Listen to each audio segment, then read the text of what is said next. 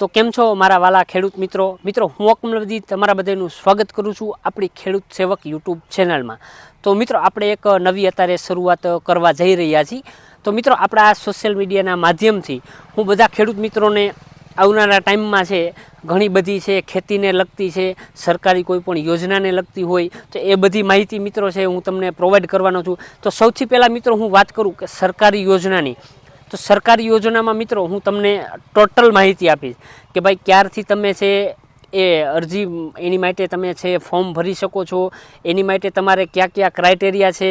એટલે કે તમારે એની માટે કેટલી જમીન જોઈશે, શું શું ડોક્યુમેન્ટ જોશે, એ બધી જે સરકારી સહાયની યોજના છે એની માટે હું A to Z મિત્રો સંપૂર્ણ છે તમને આવનારા ટાઈમમાં છે માહિતી આપીશ કે એની માટે છે તમારે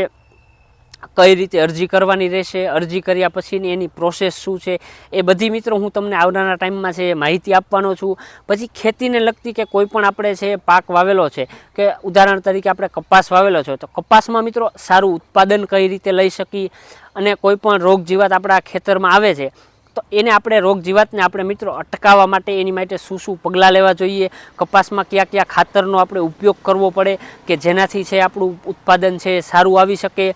મિત્રો એવા બીજી આપણે વાત કરી તો કોઈ પણ ખેતીને લગતી નવી ટેકનોલોજી આવે છે। પહેલાંના લોકો છે મિત્રો ગળદિયાથી, તો મિત્રો અત્યારનો જમાનો છે અલગ આવી ગયો છે। અત્યારે લોકો છે ટ્રેક્ટરથી ખેતી કરે છે, હવે સનેડાથી છે મિત્રો નિંદામણ કરે છે, અને અત્યારે તો ટેકનોલોજી એટલી પણ આગળ વધી ગઈ છે કે લોકો છે સેન્સરવાળા છે મશીનનો યુઝ કરીને છે નિંદામણનો નાશ કરે છે મિત્રો। તો આવી કોઈ પણ નવી આવનારી ટાઈમમાં ટેકનોલોજી આવે તો એ બધી ટેકનોલોજીને આપણે છે મિત્રો આપણા સોશિયલ મીડિયામાં છે એને આપણે રિવ્યૂ આપશું કે સાધન તમે લઈશો તો તમને કેટલો ફાયદો થશે અને એ સાધન મિત્રો કેટલી કિંમતનું છે, બધી XYZ છે આપણે બધી ઇન્ફોર્મેશન છે આવનારા ટાઈમમાં ખેતીને લગતી છે મિત્રો આપણે આપવાના છીએ। તો આપણા સોશિયલ મીડિયામાં બન્યા રહેજો માટે ખેડૂત સેવક એક જ નામ।